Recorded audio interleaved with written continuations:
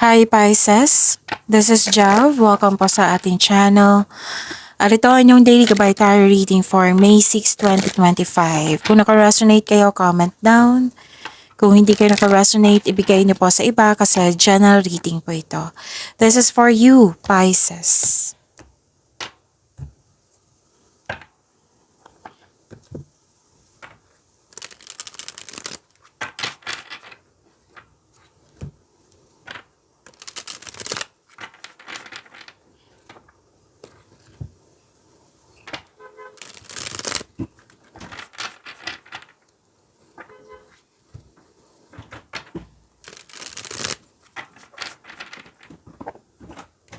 Para po ito sa inyo, Pisces.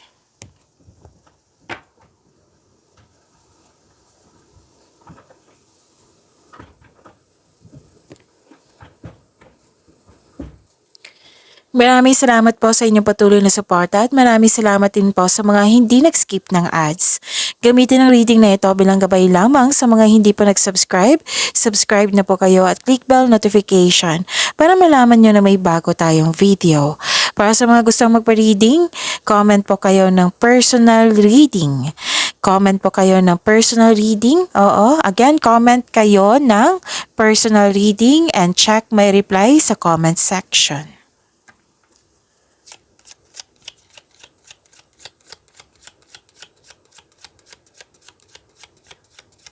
Spirits Guide, mga ganapa para kay Pisces.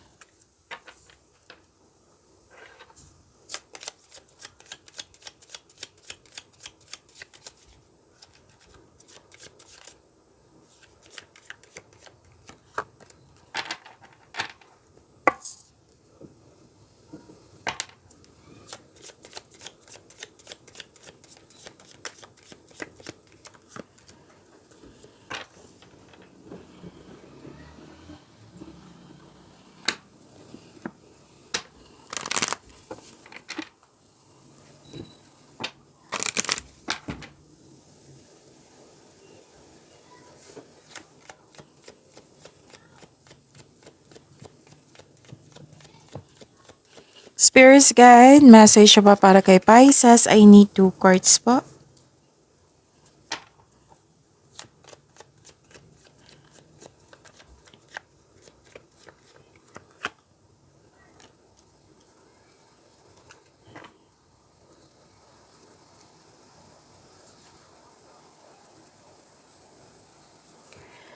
Pisces.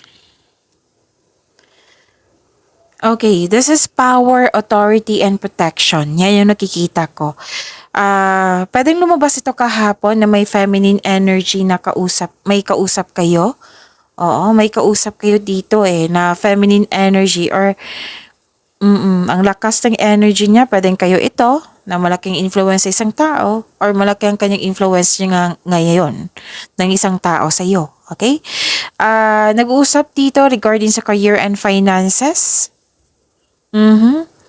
At yun, i-claim niyo po itong power, authority, and protection.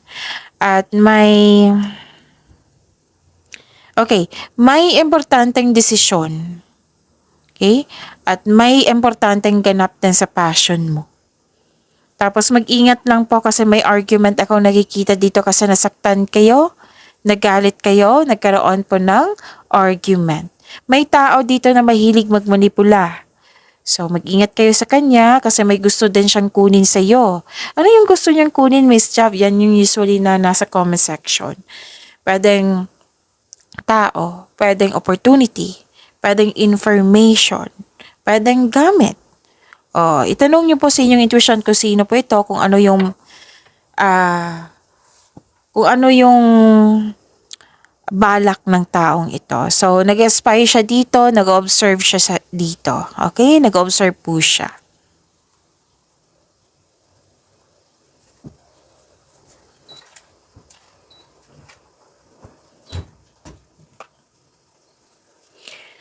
Okay, message for you, a personal issue reaches resolution. So, this is resolution. And a win-win outcome is forecast. Ang nakikita ko dito magiging balance din. Let's say, kung may disbalance dito sa inyong connection, pwedeng sa emotion nyo, sa sitwasyon nyo ngayon, magkakaroon din ng balansa dito.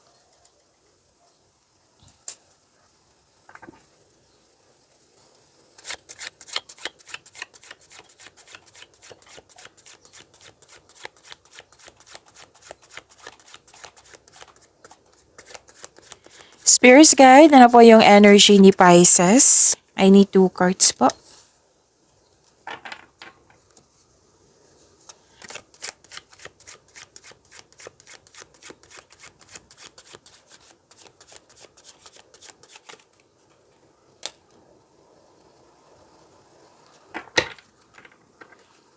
Kung may narinig kayo or may nakita kayong repeating message, like for example, nanood kayo ngayon ng May 5, 2025, tapos nanood din kayo ng May 6, tapos may napansin kayo na repeating message, yan po yung pinupush ng cards na kailangan yung bigyan ng atensyon, solusyon at aksyon kung maaari po. So ano yung energy ni Pisces? Actually, this is also transformation na nag-clarify din dito sa tarot card nyo. So, transformation, transition, new beginning. Yan yung nakikita ko. 2 card niya mismo nagsabi niyan ha. From your oracle cards to tarot card. So this is ending with new beginning. May transformation na magkakanap, releasing, ending of cycle, yung transition, panahon na para may pagbabago, ganon. May nakita kong ganyan. And this pagbabago is a necessary change. Kailangan. So, this is the clarification also that you have the power na magiging confident ka na. Power protection, and transformation na nag-clarify po kanina. Yung unang sinabi ko kanina, power, authority, and protection na nag-clarify dito sa inyong tarot card. Wow. So, that is a repeating message. So, pay attention. Pwede din ng end of contract ito. Pwedeng closure. Pwedeng paghihiwalay. Pwedeng nag-put ng space. Pwedeng nag-put ng limitation. Boundaries. Tumiwalag ka sa grupo. Disconnection sa isang tao. So, ito ha, parating na new beginning kasi may pagtatapos eh. May parating na new beginning. This is transformation na pwede din na-let go mo yung opportunity dahil sa meron kang dahilan. Pwede din paglilipat ito ng bahay or paglilipat ng lokasyon. So, growth always means leaving something behind. Pwede din change career ito. Paglilipat ng work, paglilipat ng workplace. Pwede din may balak kang itigil yung mga ginagawa ngayon tapos magsisimula kayo sa isang bagong pagkakataon na naka-align sa inyong passion. Pwede. Pwedeng end of contract, nasabi ko na, di ba? Kung may tough time kayo sa inyong love life, sa kaperahan, magkakaroon na siya ng mawawala na. Magkakaroon na siya ng improvement. So, hold tight. Kapit lang po.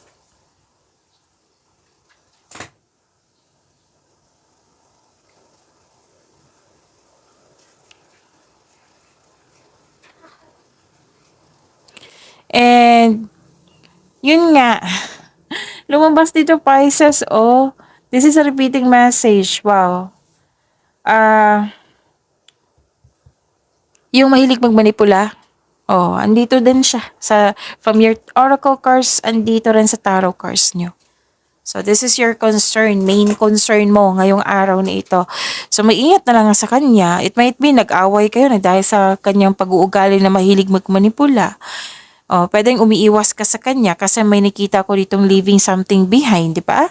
Pwedeng iniwasan mo siya or lumayo ka talaga sa kanya. And kailangan yung pong makinig sa inyong intuition. Sabi ng card. Okay, so pwede din hinayaan mo yung tao na saktan ka or hindi ka pa ready or natatakot ka pa sa paggawa ng desisyon. Nabibigatan ka dito sa paggawa ng desisyon eh. So, may desisyon din dito, may importanteng desisyon, andito rin. So, sana'y ma-overcome niyo po iyan. So, this is the clarification of your card na, diba, a win-win outcome is forecast, transformation, magkakaroon ng pagbalanse. At ang advice ng card nyo dito, maging kalma at maging balanse. So this is about your emotion also. Pagbalanse, maging kalma.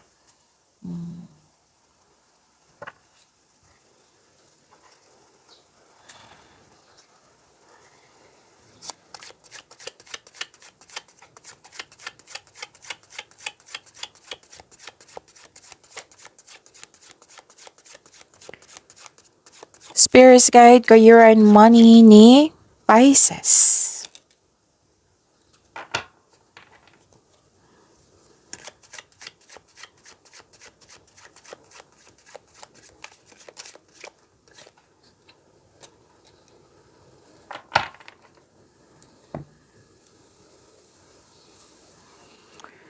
So, kamusta ang career and money, Pisces?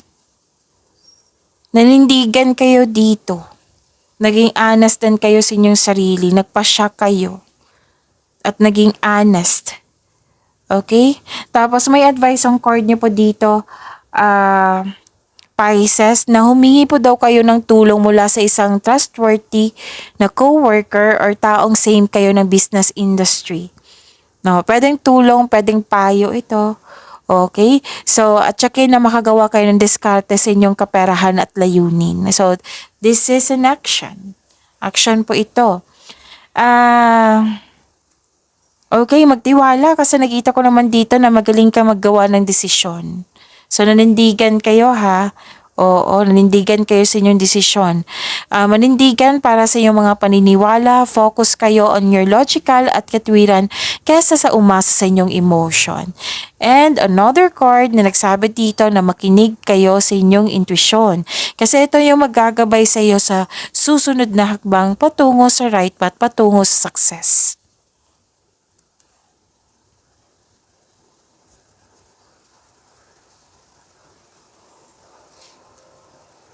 And okay, so this is good. Rest. Kailangan ng pahinga dito. Pero naisip mo na to ha? Or literal na nag-rest day kayo ngayon or nagbakasyon. Oh, this is good. Why? Kasi kailangan talaga yan natin yan. Kung magkakaroon ng rest, magkakaroon siya ng, anong tawag nito, ma-re-energize yung energy mo at makapag-isip ka na ng solusyon kung may concern kayo. This is pagsisiyasa sa sarili also. Stress at pagod ka sa trabaho, sa negosyo, gusto mo mag-leave or magbakasyon kasi kaya isip-isip mo magpapahinga ako. Kailangan ko to. Which is tama. So, ang pagpahinga po ay nakapagbigay ng increased productivity and a healthier mental state. So, this card asks you to relax, calm your mind, and reflect. Kanina pa ito na advice ha. This is a repeating message. So, different card but same yung message nila. So, pinupush yan ng cards nyo. So, this card asks you to relax, calm your mind, and reflect. Maayos na tulog at maayos na meditation ay kailangan. Kasi kitang-kita ko yung stress mo dito, pwedeng anxiety to or pagod kayo. Kasi stress, kahit wala kayong ginagawa, nag-overthink kayo, madidrain talaga yung energy mo niyan, di ba? So, tama to yung gagawin mo na magpahinga. Kailangan ng tamang pahinga para maging balance din yung energy mo. Which is required ng card nyo ngayon. Pinupush talaga, kinukulit kayo ng inyong cards.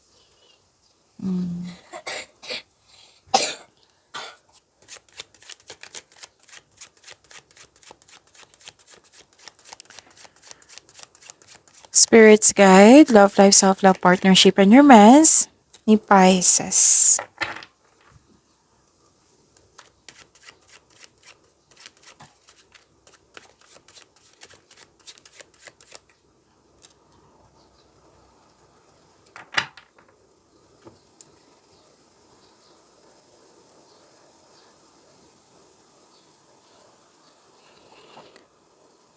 Okay.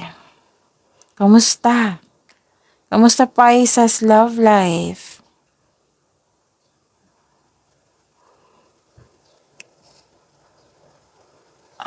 Nagkaroon ng stagnation. Nagkaroon ng stagnation, inability to move forward, you felt defeated. Huwag kayong mag-claim ng negativity ha, kasi hindi yan nakakabuti sa'yo. Confusion, be confident. Nagkaroon ng lack of focus or loss of direction kasi nga may away. Oo, may nangyaring away yung sinabi kanina sa energy cards nyo. Or hindi successful yung plano or hindi naka-move on, kaya nagkaroon ng away. So, ang advice ng card nyo dito, magbuo kayo ng konkretong plano. And impulse control ay kailangan in order to grow and take action in a positive direction. Ang hirap kasi pag mabigat yung pakiramdam natin tapos nag-claim tayo ng negativity kahit hindi yan sinasadya. So, iwasan nyo talaga yan. Positive affirmation. Yung I am loved, I am successful, matatapos din itong challenges na ito, I have success in the face of difficulty. Yun. Yung mga magaganda na gusto mong magkaroon. Yan yung i-attract nyo. Sabihin nyo. O, i-recite nyo. And, yun. Make yourself busy also. At huwag kayong magmadali. At huwag kayong hesitate to take in action. Meaning to say, wala kayong konkretong plano kasi nagkaroon ng hesitation. Kung meron na kayo ng konkretong plano, mawawala itong hesitation na ito. Itong confusion na ito. Okay? Na nasaktan ka talaga sa hindi pagkakasundo sa isang tao. Or nasaktan kayo sa dalawang tao. Pero most likely sa isang tao to kayong dalawa, hindi nagkasundo.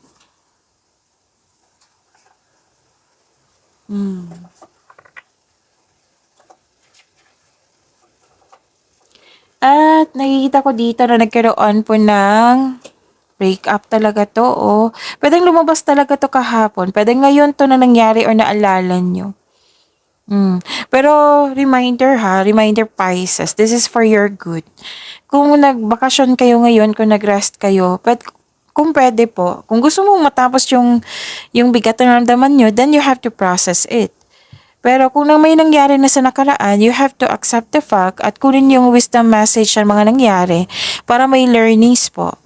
At sana'y maiwasan nyo next time kung magpahinga kayo. Kasi pahinga, dapat focus kayo sa pahinga talaga. Oo. Huwag kayo mag-isip ng mga mabibigat na bagay. And have faith.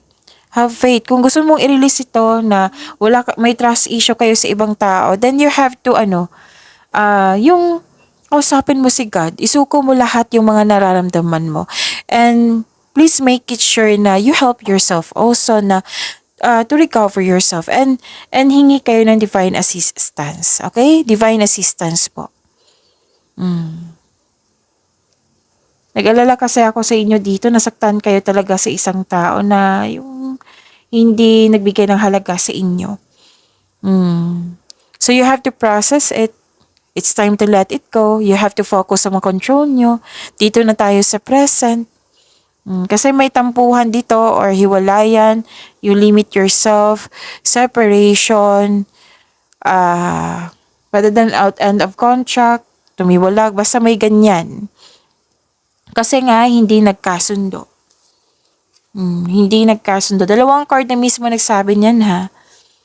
So, this card also tells you na makinig sa inyong intuition. This is a repeating message. Different cards but repeating message. Nagsabi dito, makinig kayo sa inyong intuition. Why?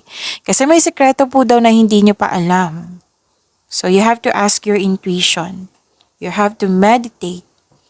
Alam niyo naman kung paano mag-connect sa inyong intuition, right? Sa mga bago dito, kasi parating lang sinasabi dito na makinig sa inyong intuition. Kung gusto niyo malaman kung paano mag-connect sa intuition, i-search niyo po sa Google, i-type niyo dyan, how to connect to my intuition. Kasi maraming paraan yan. At diba, maraming lalabas dyan sa ni-search niyo. So, piliin niyo po yung mga, anong tawag dito? Legit na website. Okay?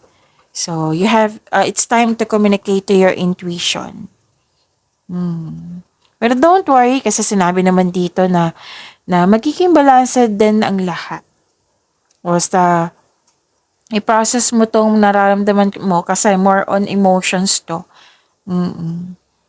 Okay, so accept the fact, accept the reality, accept the new beginning kasi this is new chances. This is necessary change. This is for your own good. Pag-imanin niyo po yung blessings sa binigay sa inyo, Pisces. See you tomorrow. Maraming salamat po.